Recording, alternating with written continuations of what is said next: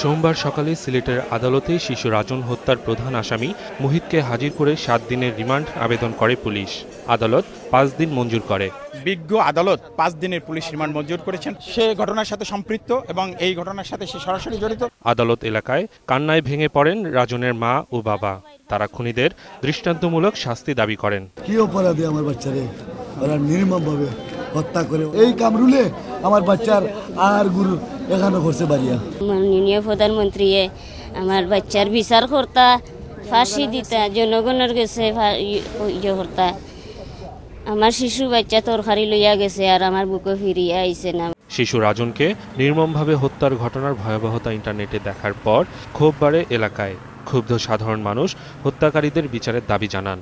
ফাঁসি চাই, এই যে বাচ্চাটার এই যেভাবে মারছে, ওটা পানি চাইছে, একটু পানি দিছে না তারে। অন্যদিকে রোববার রাতে পুলিশ ও র্যাব অভিযান চালিয়ে এই ঘটনায় জড়িত ইসমাইল নামে আরও একজনকে গ্রেফতার করেছে।